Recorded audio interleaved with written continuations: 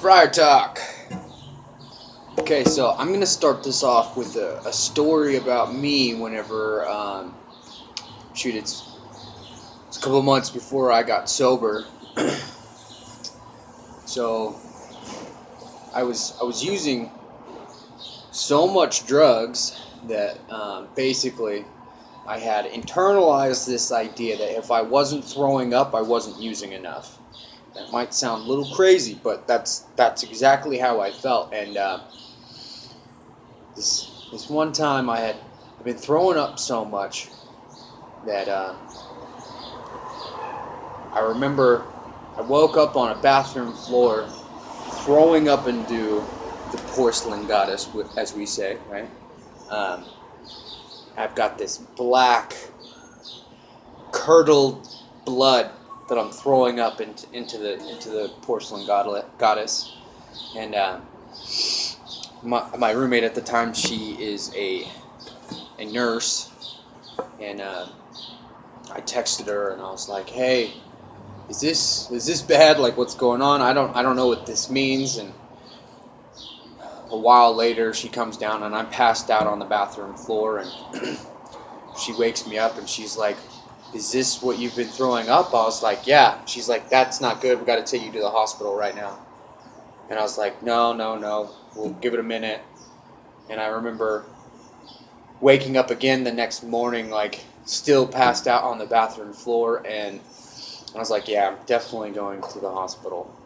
And I got to the emergency room and I told them basically what was going on, and without telling them that I was using drugs, because we wouldn't want them to not give me drugs at the hospital, right? So I tell them it's from what my roommate, the nurse chick, was saying. I've been throwing up blood, and they're like, "Okay, blah blah blah blah." We went through a couple of tests and find out that I had ripped a hole in my esophagus.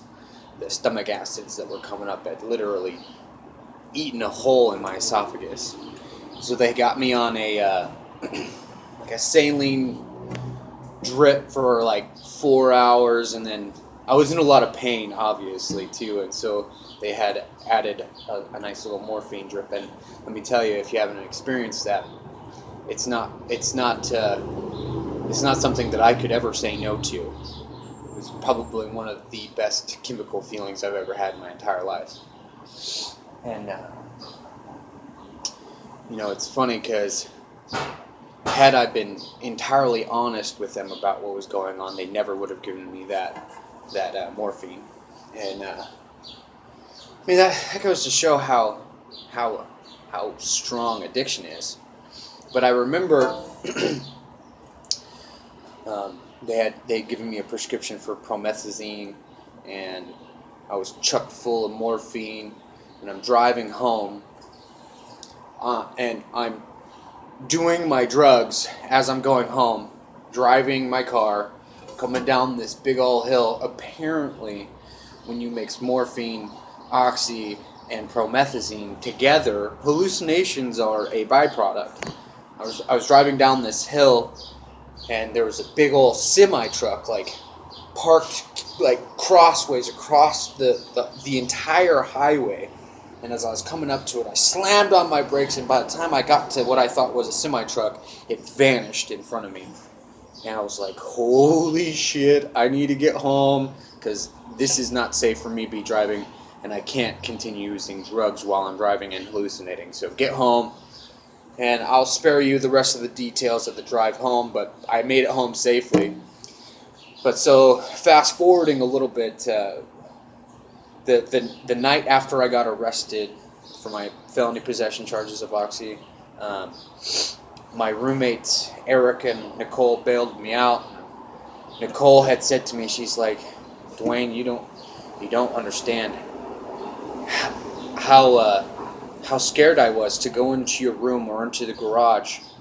I'm holding my breath, expecting to find you dead." And I looked at her and I was like, "Nicole, why didn't you say something to me?" And she's like, "Dwayne, you wouldn't have listened even if I did say something." And it was like, whoa, it's insane. So like the whole reason why I'm talking about this is like the need to internalize these things that are creating the inability to see how our actions are affecting the people around us needs to be internalized. And until those things can be internalized, we won't ever be willing to put the effort in that we need to not necessarily redefine, but refine who we actually are. And so, through that process of getting to that point where like I am completely out of control and I need to just let go of whatever semblance of control that I think that I have and let it be what it is without feeling the need to manipulate it any longer. Whenever I got to that point, like my life started to transform and turn into this beautiful thing that was already inside me. And I want to bring up like the idea of you get an acorn and Hey, hi, how you doing? good.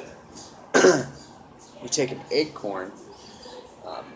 That acorn doesn't wish that it was an oak tree, but that acorn needs to be in the right conditions, the right soil, and the roots of that acorn, once it starts growing, has to go down deep into the dark depths of the soil and soak up as much nutrients as it possibly can, and then it'll be able to emerge from that soil and become this beautiful oak tree. And that oak tree, it creates more acorns, and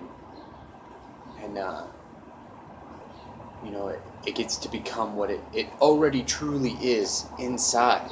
It didn't need anything. It wasn't thinking, man, I really wish that I was this big ass oak tree. It was like, I'm an acorn and I know my potential. And if the conditions meet that potential, I will become what I truly am. So I'm going to leave it with that right now, and just encourage all of you guys to look at your conditions, the surroundings. Are the conditions that you need to be who you really are and to reach your full potential, are they there? If they aren't, find out what you truly are and make the conditions congruent with what that needs to be. Love you guys. Friar Talk. You're not alone. I see you. Deuces.